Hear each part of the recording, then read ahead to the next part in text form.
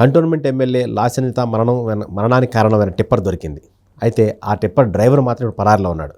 So driver పరారిలో ఉన్నాడా, తప్పించారా? ఇదే అంశంపై మనతో మాట్లాడేందుకు సీనియర్ జర్నలిస్ట్ సిఎస్ రావు గారు ఉన్నారు.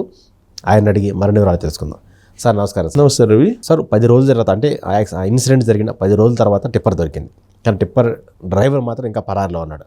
సో బయట సోషల్ మీడియాలో వస్తున్న కథనాలు మాత్రం పరారిలో కాదు తప్పించారు అంటున్నారు. సో దీని వెనుకున్న వాస్తవాలు ఏంటి?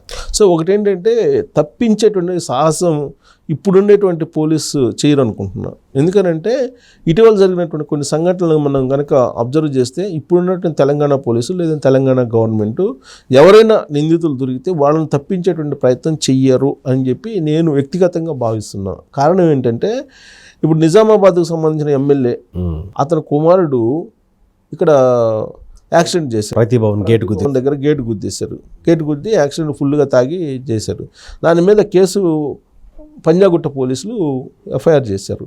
ఎఫ్ఐఆర్ చేసినటువంటి క్రమంలో అసలు ఎవరైతే యాక్సిడెంట్ చేశారో అతను తప్పించేసి ఆ ప్లేస్లో వేరే వాళ్ళని పెట్టేసి ఎఫ్ఐఆర్ చేశారు.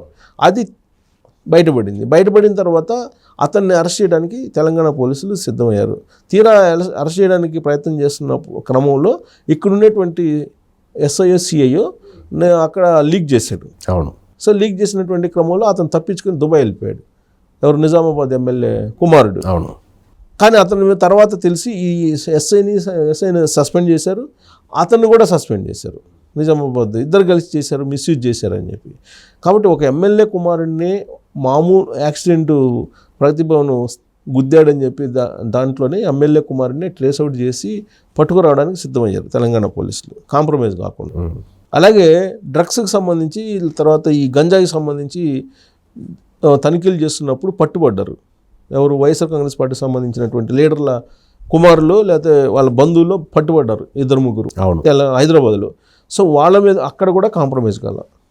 ఎందుకంటే తెలంగాణకి ఆంధ్రప్రదేశ్కి కొంత రాజకీయపరమైన బంధాలు ఉన్నాయి కదా. ఒకవేళ తప్పించాలనుకుంటే తప్పించేయచ్చు, కానీ అది కూడా జరగల. అందువల్ల ఇప్పుడు ఉన్నటువంటి పరిస్థితుల్లో ఇప్పుడున్నటువంటి గవర్నమెంట్ రేవంత్ రెడ్డి ముఖ్యమంత్రి హోదాలో ఆయన చాలా క్లియర్గా చెప్పేశాడు, ఎవరిని వదలొద్దు అని చెప్పి. నేరాల్లో ఉన్నటువంటి వాళ్ళని ఎవరిని వదలొద్దు, మీ పని మీరు చేయండి, మీ చట్టం పని మీరు చేయండి, చట్టాన్ని కాపాడండి, శాంతి భద్రతను కాపాడండి అని చెప్పి ఆయన క్లియర్గా చెప్పాడు. అదే తరహాలో ఇప్పుడు పోలీసులు కూడా వెళ్తూ ఉన్నారు.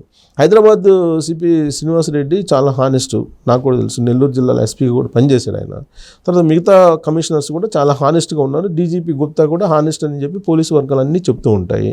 సో ఇంత హానెస్ట్ ఆఫీసర్స్ ఉన్నప్పుడు ఈ టిప్పర్ డ్రైవర్ని తప్పించేంత చేయకపోవచ్చు, అంత సాహసం చేయకపోవచ్చు, సాహసం చేసేటువంటి పరిస్థితులు అయితే ఉండవు. కాకపోతే అక్కడ ఇన్వెస్టిగేషనే కొంత టిపికల్ అయింది. ఓకే. సో లాస్యానందిత ప్రమాదం అనేది, రోడ్డు ప్రమాదం అనేది అది కొంత ఇన్వెస్టిగేషన్లోనే టిపికల్గా మారింది. కారణం ఏంటంటే ఎర్లీ మార్నింగ్ జరగడం. అది ఒకటి.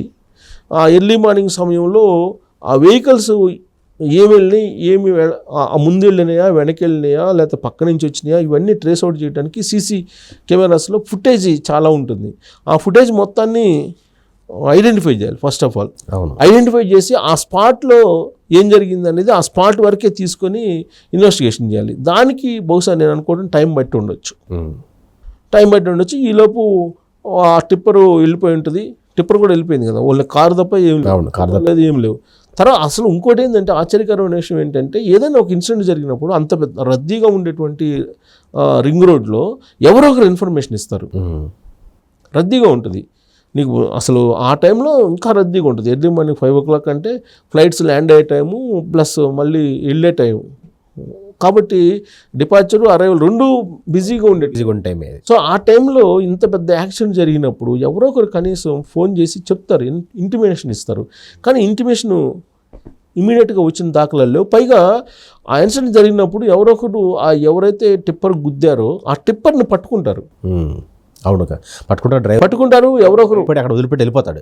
డ్రైవర్ భయపడి వదిలిపెట్టి వెళ్ళిపోతాడు. ఇలాంటివన్నీ జరుగుతాయి. అవును. కానీ టిప్పర్ వెళ్ళిపోయింది అని అంటే అసలు టిప్పర్కి సంబంధం లేకుండా ఈ ప్రమాదం జరిగిందా అనేది ఒకటి. సరే, ఆ ముందు వైపు టిప్పర్ వెళ్తుంది అని చెప్పేసి చెబుతున్నారు. అసలు ముందు వైపు వెళ్తుందా, వెనక వైపు వెళ్తుందా అనేది మనకు తెలియదు. సరే, మొత్తం మీద అయితే ఈ వెహికల్ ప్రమాదానికి గురైనప్పుడు టిప్పర్ అయితే కనపడుతుంది. ఆ టిప్పర్ అయితే ఐడెంటిఫై చేశారు, టిప్పర్ని అయితే ఐడెంటిఫై చేశారు. మరి డ్రైవర్ ఏమైపోయినట్టు? డ్రైవర్ పరారీలో ఉన్నాడని చెప్తున్నారు. సో టిప్పర్ యొక్క నెంబర్ తీసుకుంటే ఇమీడియట్గా అడ్రస్ ట్రేస్ అవుట్ చేయొచ్చు పోలీసులు, అది పెద్ద పని కాదు. ఆ నెంబర్ని బట్టి ఇమీడియట్గా ట్రేస్ అవుతుంది చేయొచ్చు, ఒకవేళ ఇన్ కేసు అది తప్పు కాకపోతే. అవును. ఇప్పుడు ఆ టిప్పర్కి ఉండేటువంటి నెంబరు ఏదైతే ఉందో ఆ నెంబర్ కనుక ఒరిజినల్ అయితే వాళ్ళ పుట్టుపదం మొత్తం అంత కష్టమే కాదు, ఫోన్ మొత్తం ఇంటి నెంబర్తో సహా కంప్లీట్ వచ్చేస్తాయి. సో వచ్చినప్పుడు టిప్పర్ ఓనర్ దొరికితే డ్రైవర్ దొరుకుతాడు, అంతే కదా, సింపుల్. సో డ్రైవర్ని పట్టుకోవడం అనేది పెద్ద కష్టం కాదు. 10 days తీసుకున్నారు అని అంటే టిప్పర్ని ఐడెంటిఫై చేయటమే లేట్ అయిందా అనేది ఒకటి. అసలు ఇంత పోలీసులు ఇన్ని రోజుల పాటు ఉంచారని అంటే దీని వెనక ఖచ్చితంగా ఏదో కాన్స్పిరసీ ఉంటుందండి, డెఫినెట్గా ఉండి ఉండాలి. లేదంటే దీన్ని ఎప్పుడో సెకండ్ డేనే ట్రేస్ అవుట్ చేసేవాళ్ళు. ఎందుకంటే యాక్సిడెంట్ కేసు, సీసీ కెమెరాలు ఉన్నాయి, వెహికల్స్ పట్టుకుంటారు, ఇన్వెస్టిగేషన్ చేస్తారు, అయిపోతుంది, పెద్ద ఇష్యూ కాదు. కానీ 10 daysకి కూడా ఇంకా క్లూ లభించలేదు అని అంటే దీని వెనక కాన్స్పిరసీ ఖచ్చితంగా ఉంటుందని చెప్పేసి సహజంగా ఎవరైనా అనుకుంటారు. సో ఇప్పుడు డ్రైవర్ని ట్రేస్ అవుట్ చేయడానికి అంత పెద్ద ఇష్యూనా? డ్రైవర్ని ట్రేస్ చేయడం పెద్ద పోలీసులకు పెద్ద కష్టమైనటువంటి పనే కాదు అసలు. సో ఒకవేళ తప్పించారని అంటే ఎవరైనా దీని వెనక ఖచ్చితంగా ఏదో ఒక పెద్ద హస్తం అయితే ఉండాలి.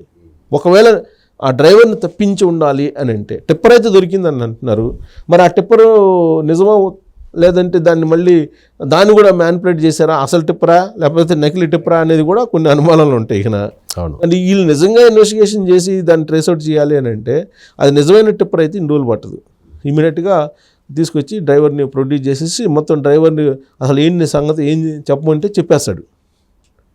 అది కాదు, దీని వెనక టిప్పర్ డ్రైవర్ 10 రోజుల పాటు దొరకకుండా పోయేటంటేనే దీని వెనక పెద్ద కాన్స్పిరసీ ఉంటుంది అని అనుమానించడానికి అవకాశం ఉంది. డెఫినెట్గా ఏదో పెద్ద స్థాయిలోనే ఉంటుంది అనేది.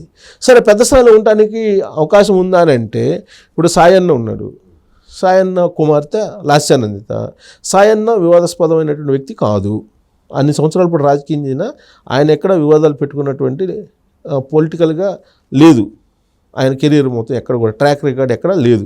పొలిటికల్గా ఆయన ఏదో వివాదాస్పదం లేదంటే వేధించడం ప్రత్యర్థుల్ని అలాంటి ట్రాక్ రికార్డ్ ఆయనకి లేదు. సరే, ఆయన వారసుడిగా ఇప్పుడు లాస్యానందిత ఫ్రెష్గా ఎమ్మెల్యే అయ్యారు. ఆవిడ ఫస్ట్ టైం ఎమ్మెల్యే, ఆవిడ కంటోన్మెంట్ ఫస్ట్ టైం ఎమ్మెల్యే కాబట్టి ఆమె కూడా ఎక్కడ వివాదాలకు లేదంటే ఈ రియల్ ఎస్టేట్ వ్యాపారాలు జనరల్గా ఎమ్మెల్యేలు రియల్ ఎస్టేట్ వ్యాపారాలు తలదూరుస్తూ ఉంటారు. సరే, ఈవిడ తలదూర్చిన దాఖలాలు కూడా ఎక్కడ కనిపించట్లేదు. ఒకవేళ ఉంటే కనుక ఏదో ఒక సందర్భంలో న్యూస్లో వచ్చేది. సో అలాంటివి కూడా లేవు. మరి లాస్యానందిత ప్లస్ యంగేజ్లో ఎమ్మెల్యే అయ్యారు ఆవిడ. అవును, యంగేజ్లో ఎమ్మెల్యే అయ్యారు. మరి ఎందుకు ఈ యాక్సిడెంట్ జరిగిందా లేదంటే అసలు ముందే చనిపోయిన ఆవిడని యాక్సిడెంట్ కింద చూపించేటువంటి ప్రయత్నం ఎవరైనా చేస్తున్నారా అనేది మాత్రం బాగా వినిపిస్తుంది. ఓకే. సో అసలు పైగా ముందు రోజు సంగారెడ్డి దగ్గర ఏదో ఇంకొక ఊరేదో ఈశ్వరం సదాశివపేట వెళ్ళి అక్కడ అసలు క్షుద్ర పూజలు చేయాల్సిన అవసరం ఏంటి? అంటే ఆమె మీద బ్లాక్ మ్యాజిక్ ఏమన్నా ప్రయోగిస్తున్నారా? అంటే ఎక్స్టర్నల్ ఫోర్స్ ఏదో ఉంది ఆవిడ మీద అనేది అర్థమవుతుంది. ఈ పూజలు గీజలు అని అంటే ఎక్స్టర్నల్ ఫోర్సులు ఏదో ఉన్నాయని చెప్పొచ్చు. ఈ ఆధ్యాత్మికవేత్తలు ఎవరైనా ఉన్నారా దాని వెనక? ఎందుకంటే ఇప్పుడు డేరా బాబా లాంటి వాళ్ళు చాలామంది కనిపిస్తున్నారు ఈ మధ్యకాలంలో. ఇప్పుడు వాళ్ళే బ్లాక్మెయిల్ చేస్తున్నారు. ఆ మధ్య 2-3 కేసులు కూడా అయినాయి కదా. ఇప్పుడు మహిళలను లోపరుచుకొని వాళ్ళని బ్లాక్మెయిల్ చేసి ఈ ఆధ్యాత్మికవేత్తలే, ఈ బాబాలే వాళ్ళ దగ్గర లక్షల డబ్బులు తీసుకొని ఈ బ్లాక్మెయిల్ చేసి గందరగోళం చేసినటువంటి కేసులు కూడా చాలా సందర్భాల్లో మనం చూసాం. అలాగే ఈ లాస్యానందితకి 30 years అబోవ్ ఉన్నాయి, 37 అంటే ఇంక మ్యారేజ్ కాలేదు అని చెప్పి గ్రహస్థితులు బాగలేదని చెప్పి ఎవరైనా తీసుకెళ్ళి పూజలు చేయించి బ్లాక్మెయిల్ చేసి ఏమన్నా చేశారా?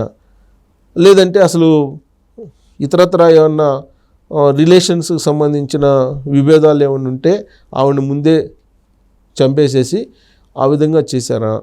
అది ఆల్రెడీ పోస్ట్ మార్టం కూడా చేయాలి, ఆల్రెడీ అయిపోయింది, అంత్యక్రియలు కూడా అయిపోయినాయి కదా. సో అంటే అట్లీస్ట్ పోస్ట్ మార్టం అన్నా చేస్తే అసలు ఇది ముందే చచ్చిపోయారా యాక్సిడెంట్ చచ్చిపోయారా అనేది తేలిండేది. పోస్ట్ మార్టం చేసుంటారు, యాక్సిడెంట్ కాబట్టి చేసుంటారు, డెఫినెట్గా చేసుంటారు, పోస్ట్ మార్టం చేసుంటారు. బట్ పోస్ట్ మార్టంలో మరి యాక్సిడెంట్ అని చెప్పినట్టున్నారు. సో అంటే యాక్సిడెంట్ జరిగింది కాబట్టి జరిగింది కాబట్టి పోస్ట్ మార్టంలో రిబ్స్ విరిగిపోయినాయి, ప్లస్ డైరెక్ట్గా బలంగా కొట్టుకోవడం వల్ల తలకి హెడ్ ఇంజురీ అయింది. హెడ్ ఇంజురీ ప్లస్ లోపల కూడా కాళ్ళు కొన్ని బోన్స్ విరిగిపోయాయని చెప్పి పోస్ట్ మార్టం రిపోర్ట్ వచ్చింది. యాక్సిడెంట్ కాబట్టి చెప్తారు, డెఫినెట్గా అదే ఉంటుంది. కానీ ప్రాణం ఎప్పుడు పోయింది అనేది ఇంపార్టెంట్ కదా. ప్రాణం యాక్సిడెంట్ అప్పుడు పోయిందా, యాక్సిడెంట్ ముందే ప్రాణం పోయిందా, అది చెప్పాల్సింది అనేది ఒకటి. అసలు ఆ రోజు రాత్రి అసలు ఎక్కడున్నారు వీళ్ళు, ఆ రోజు రాత్రి మొత్తం ఎక్కడున్నారు అనేది తేలాలి ఫస్ట్. అవును. సో ఆ రోజు రాత్రి మొత్తం ఎక్కడున్నారు తేలితే ఈ మొత్తానికి వ్యవహారానికి బయటకు వస్తుంది. కానీ నేను అనుకోవటం ఏంటంటే పోలీసులకు కూడా ఈ మొత్తం వ్యవహారం కూడా తెలిసే ఉంటుంది, కానీ ఒక ఎమ్మెల్యే కేసు కాబట్టి సెన్సిటివ్ కేసు కాబట్టి ఎందుకు చెప్పాల్సిన అవసరం ఏముంది అన్న ఉద్దేశంతో ఆయన ఆపుతున్నారు. అంత సెన్సిటివ్గా ఆలోచిస్తే కనుక బ్యాడ్ నేమ్ పోలీసులకు వస్తుంది కదా, ఒక బ్లాక్ స్పాట్ అయితే ఏర్పడుతుంది కదా. ఒక ఎమ్మెల్యే యాక్సిడెంట్ కేసుని తేల్చలేకపోయారని అంటే పోనీ అది ప్రెస్ మీట్ పెట్టి ఇది పక్కా యాక్సిడెంట్, ఇలాంటి అనుమానాలు ఏం లేవు అని చెప్పైనా చెప్పాలి. ఇప్పుడు వాళ్ళ ఇన్వెస్టిగేషన్ పూర్తి అయిపోయింది, ఇక్కడ ఎలాంటి కాన్స్పిరసీ కనిపించట్లేదు, ఇది ప్యూర్గా యాక్సిడెంటే అని చెప్పి చెప్పాలి. యాక్సిడెంట్ జరిగిన తీరు ఎలా ఉంటుందని కూడా చెప్పాలి, వాళ్ళు చెప్తారు వాళ్ళు. అవును. ఇప్పుడు మరి ఆ డ్రైవరు ఎవరో చికిత్సలో ఉన్నాడు, హాస్పిటల్లో చికిత్స తీసుకుంటున్నాడు, ఆయన రక్త నమూనాలు తీసుకున్నారు అని చెప్తున్నారు. మరి రక్త నమూనాలు తీసుకొని ఇన్వెస్టిగేషన్ చేసి ఇవన్నీ ఎందుకు అతనే చెప్తారు కదా, అసలు ఏంటి అనేది అతనే ప్రత్యక్షంగా అతనే కదా డ్రైవరే ఉన్నారు కాబట్టి అతని నుంచే పూర్తి సమాచారం పోలీసులు రాబట్టచ్చు. అంటే దీన్ని ఒకవేళ ఎమ్మెల్యే కాబట్టి దాని వెనక ఉన్నటువంటి కాన్స్పిరసీస్ లేదంటే చెప్పలేనటువంటి విషయాలు ఏదైనా ఉన్నాయని చెప్పేసి దాచిపెట్టేస్తే అది పోలీసులకు మచ్చ, పోలీసులకు బ్లాక్ స్పాట్ వచ్చే అవకాశం ఉంది. కాబట్టి పోలీసులు అంత బ్లాక్ స్పాట్ వేయించుకోరు, ఎందుకంటే మీడియా విస్తృతంగా ఉంది, ఇప్పుడు సోషల్ మీడియా విస్తృతంగా ఉంది. ఆ కేసు సంబంధించి స్పష్టత ఇవ్వకపోతే ఇలాంటి అనుమానాలని ఎప్పటికప్పుడు రివీల్ చేస్తూ ఉంటారు. కాబట్టి డెఫినెట్గా దీన్ని క్లోజ్ చేయకుండా ఉండరు. లాస్ట్ అంతే అంత ఎమ్మెల్యే అయినప్పటికీ కూడా అసలు విషయం ఏందనేది బయట పెడతారు. పొలిటికల్ ఇన్ఫ్లుయెన్స్ ఏమైనా ఉందా, దాని వెనక పొలిటికల్ కాన్స్పిరసీ ఏదైనా ఉందా, ఇది కూడా చూస్తారు. సో ఏదైనా కానీ బయట పెడతారు. బయట పెట్టేటువంటి సత్తా అంత డైనమిజం, అంత టెక్నాలజీ తెలంగాణ పోలీసు దగ్గర ఉంది, అందులో హైదరాబాద్ పోలీసుల దగ్గర బాగుంది. ఈ కేసు సంబంధించి కేసులో ఉన్న నిజాలు బయటికి రావాలని మనం చేస్తున్న వీడియోస్ కింద కామెంట్స్ చూస్తే అర్థమవుతుంది. చాలా మంది కూడా చాలా ఎక్కువ చూస్తున్నారు, సోషల్ మీడియాలో కూడా బాగా వైరల్ అవుతుంది. అంటే జనాలు ఆ కేసులో ఏం జరిగింది నిజం తెలుసుకోవాలనేటువంటి క్యూరియాసిటీ అందరికీ ఉంది. సో అంత క్యూరియాసిటీ ఉన్న ఈ కేసుని పోలీసులు ఊరికే ఏదో క్లోజ్ చేసేసేసి అయిపోయిందని చెప్పేసి అనుకోరు పోలీసులు. అంత పోలీసులు ఆ మచ్చ అయితే వేయించుకోరని నేను అనుకుంటున్నాను. డెఫినెట్గా అది బయట పెడతారు, ఇవాళ కాకపోతే రేపైనా బయట పెడతారు. ఇప్పుడు ఇంకోటి ఏంటంటే రవి, దీంట్లో అసలు టిప్పర్ ఇది ముందుగానే, ఇప్పుడు జనరల్గా చాలా యాక్సిడెంట్లు ముందుగానే లారీలతో గుద్దిచ్చి చంపేస్తుంటారు. అంటే అది యాక్సిడెంట్ కింద పోతుంది. అవును, గతంలో చాలా ఉన్నాయి ఇలాంటి ఇన్సిడెంట్లు.